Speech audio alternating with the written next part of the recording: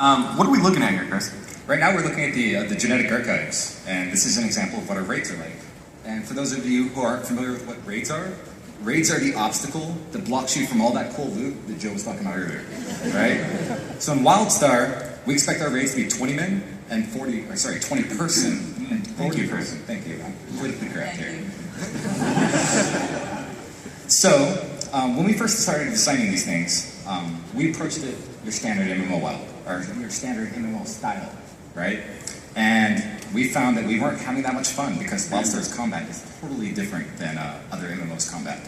We have lots of aiming, positioning, movement, dodging, double jumping, and we weren't using those tools to start off with. So we had many developers from all across the industry, and we had to bring them in and start teaching them the WildStar combat. And actually, it took us a couple years to get used to it, but you can see after a couple years, we're really creating some great stuff here. Yeah, so let's talk about that, the creation process of this, and looking at this room, there's a lot of stuff going on. Yep. What's the intended difficulty of this? Actually, we're aiming for the very hardcore. We want these to be as hard as they can be for PvE content. But one of the things we like to say is that starting at level 1, we start teaching you the tactics you need to know to get through this stuff, right? You start seeing these telegraphs early on, and then we slowly increase the difficulty all the way up to level 50. So even if you haven't raided in other games, we're hoping that by the time you reach level 50, you might feel comfortable enough to get in there and actually see some of these tactics. And try it with 20 or 40 of your closest friends. Close friends. Close friends. Hey, let's hope that they stay close after these things, because it's going to be so brutal. Frost, I'll be your friend. I don't want you. You're only friend. I'll be honest here. As much as Frost likes to act like he's hardcore here, I don't think he's actually good enough to go through our raids, and I think he will admit that. Damn. Yeah, sorry. They kick the crap out of me. That's true. So let's talk about something else in these trash mobs, right? So we've seen some boss stuff. What about trash mobs? I'd like to correct you there. We actually don't have trash mobs. We call them base population, because you say trash mob, I say base population. It's totally different, right? Because when we're designing our raids, we're basically building a timeline. Let's say a raid's supposed to take 6 hours. We want to make sure every second of that raid is entertaining, right? We don't want these boring trash mobs that you have to lull through, right? So when we're designing it, every single portion of that raid is actually considered in seconds, right? We go through every second. And we try to design our trash mobs, aka base pop. We try to make it so that each base pop is a puzzle. And then after those mini puzzles you solve, you might approach a mini boss, which is a larger puzzle. It's a little bit more hard, or a little bit more complex to get through. And then you're going to approach a boss, which is probably some of the most complex puzzles we're going to put in raids.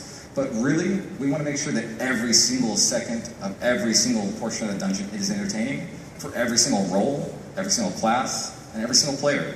So when we're designing these boss fights, we try to make sure that, hey, what is the PvE, or what is the healer doing? What is the tank doing? What is the ranged DPS doing? What's the melee DPS doing? And we like to make sure that every second of that fight is fun. If we find out at any point there's a lull or a boring spot during that fight, we go back in, we iterate upon it, we try to make it more fun. And the end is, hopefully, like in this case, Omna, 10 minutes of pure fun for all roles and classes. Fun if you're masochistic, right? Yes, definitely. Fun if you're willing to get in there and beat it. Die all the time. Die. So another thing that's in here that I just wanted to touch on really quick, a lot of our raids have these mechanics where we're using the environment, and it's not necessarily just a boss. So Can you talk about that a little bit? Sure. Using our combat system, as you see, we have telegraphs and stuff, so we can actually create entire rooms themselves that are our fights. We don't have to use creatures in it. We can actually make the room come to life and fight you, attack you with fire. It can be collapsing platforms. We can do any number of things to challenge the raid, keep them on their toes, keep it entertaining. Like I said, every second needs to be fun. So you guys are also looking at the Datascape right now. This is the 40-man raid. We haven't shown any of this stuff. You're the first to see this. You guys even have like a 3-second head start over the people that are streaming. So it's like you get 3 seconds before them. I'd like to give a round of applause to our artists, because this zone is freaking amazing looking. And also our raid developers. Look at these telegraphs and tactics they're trying to make the players overcome. This is crazy. This is crazy. This is why Frost does not live. Frost is actually the one on the telegraph right there. What? Dude. I don't know if you guys know this.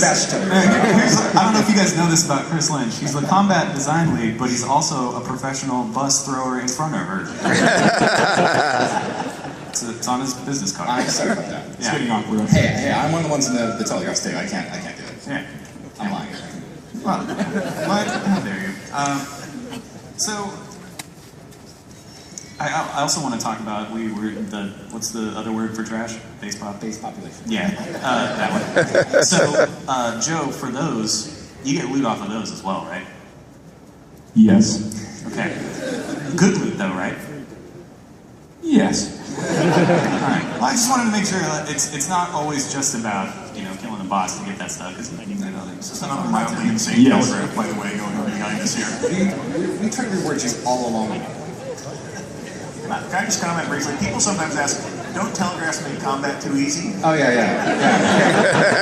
How many of y'all are going to be able to dodge this? Level 3, yeah, they do. Come on. Somebody, when we say the devs are listening, we read all the comments that are on like YouTube videos and things, and we read the forums, we listen to a lot of stuff. And one of the things that I saw that made me laugh, yeah, we got melting faces, yeah. So one of the things that we looked at was like, somebody on there was like, oh, these are like training wheels online, that's what they should call this game, because the telegraphs are training wheels. So, those training wheels will melt your face. Just saying.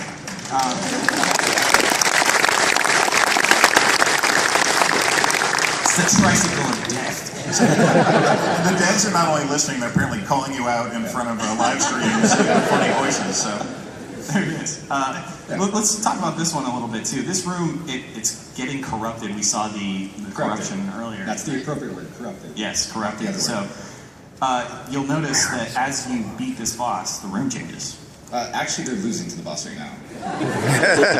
So what's happening here is that we call this a tug-of-war fight, right?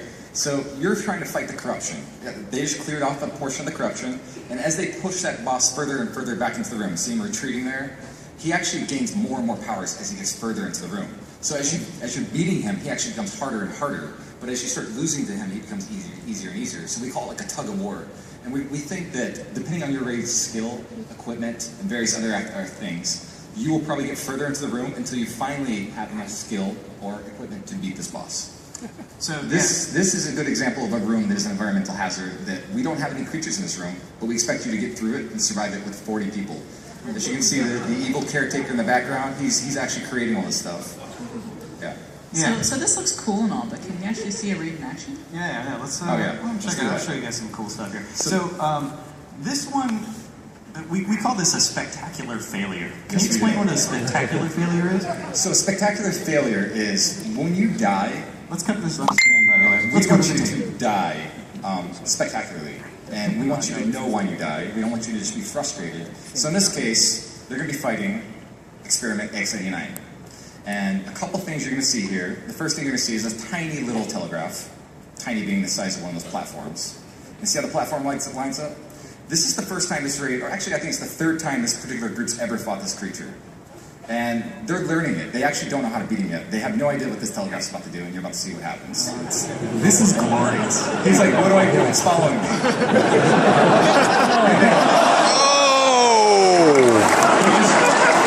That person right there.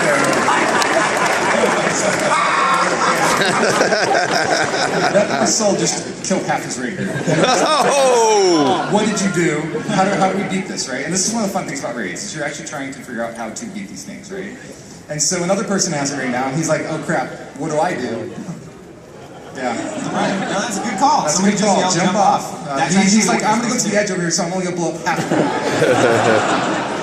So. There's still one more shiny moment coming up, though. It gets real good. Oh, here it is. Oh, we got that warrior. You see his movement? WildStar. Big on the movement and movement abilities. Yeah. Game over here. Game over. This is my favorite part of the video, actually. So to go along with that, we actually